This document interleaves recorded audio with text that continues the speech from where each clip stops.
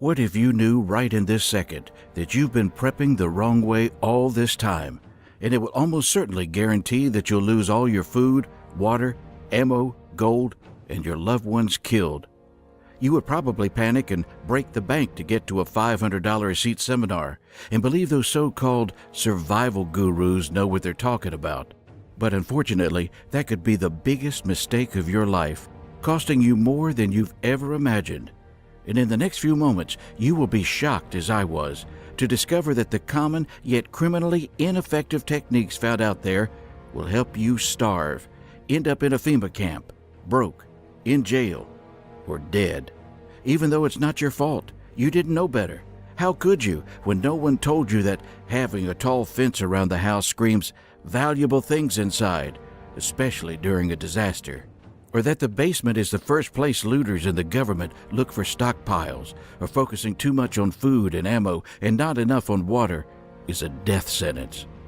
I was guilty of some of these mistakes and plenty more, but that was before I discovered that the most effective techniques are the most counterintuitive ones and don't come from books, but from 21st century collapsed countries, war zones, and lawless states where social chaos is daily life.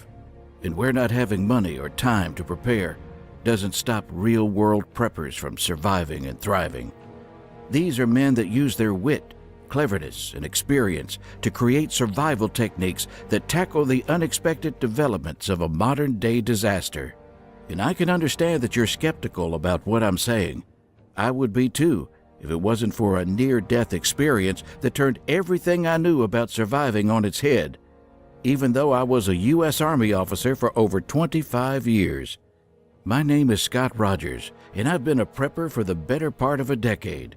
Like you and other like-minded patriots, I understand that we live in troubling times, and there are plenty of ways for the you-know-what to hit the industrial-sized fan. ISIS terrorists operating on U.S. soil, economic collapse looms over America, anarchy and mayhem are everywhere, gun confiscation and martial law become a reality, genetically engineered superviruses are on the loose, devastating natural disasters are on the rise all across the nation, our once great infrastructure crumbles to the ground. Any one of these disasters can become a reality tomorrow, and that's why you need to know how to make it out alive, no matter how bad things get. To know secret ways to preserve food and medicine without a refrigerator, to be able to send mobs of hungry looters running, even if you run out of bullets. To cook a warm meal for your loved ones without drawing unwanted attention. And be prepared to thrive and strive even if a disaster drags on for months on end. I don't know about you, but it will be a cold day in hell when I trust the government to come to my rescue.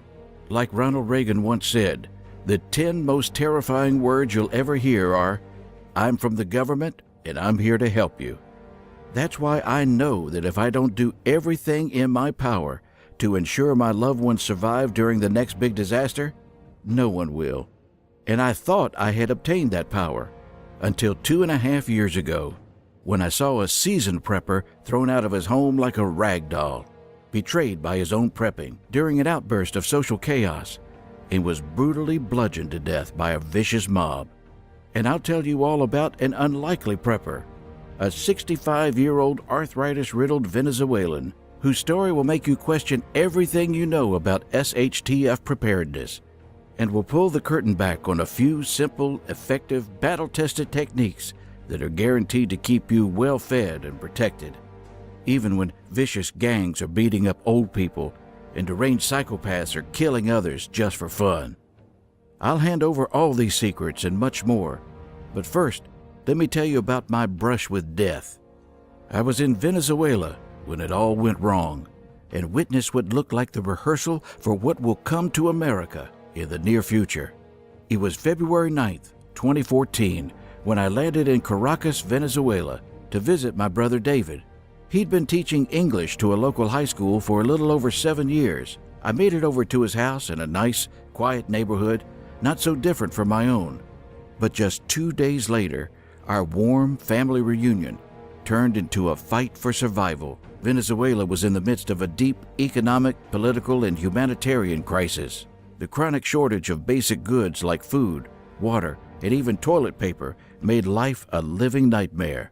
But when Socialist President Nicolas Maduro announced new, catastrophic economic policies, that flung the country further into chaos. All hell broke loose as violent mobs of looters gradually took over the capital. Power outages crippled many neighborhoods, including my brother's. Hundreds of thousands of people swarmed into the streets in Caracas. We could hear gunshots outside and the roaring riots in the streets. That same night, while the mobs were going mad outside, we heard a frantic knocking on David's door. It was Andreas, his neighbor. "Guys, it's not safe for you here. Come to my house. I have plenty of supplies," he said. I couldn't argue that, since David wasn't into prepping and barely had any supplies in the house. Andreas' house looked like that of a regular American prepper, with a tall 8-foot fence surrounding it, a basement stocked to the brim with food, water, and ammo.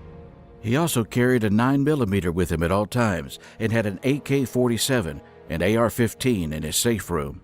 Like many of the preppers back home, Andreas was aware of the dangerous times he lived in and went to great lengths to make sure he was prepared for anything. For the first time in days, we felt safe. Little did we know that this almost cost us our lives. As madness spread throughout the city, it reached our neighborhood.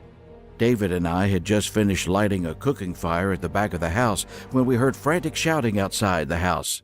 In mere moments, we saw a whole flood of looters jump the wall and swarm the compound. Andreas managed to let loose 2 gunshots before the horde of hungry, crazed looters got to him. They threw him down to the ground and started to stomp on his face, while others used crude planks of wood with nails in them to beat him mercilessly. Blood ran out into the streets, and all we could hear was Andreas' screams of pain and agony as those lunatics snuffed out his life. I felt completely helpless and ashamed that I couldn't do anything to help this man. But I also quickly realized that we were next on the menu if we couldn't get away. To this day, I believe that it was God's hand that led us to safety. As we stood in the dark corner of the compound, watching as the looters continued to ransack the house, I saw a small doorway against the far back wall. David and I ran to it immediately and started to desperately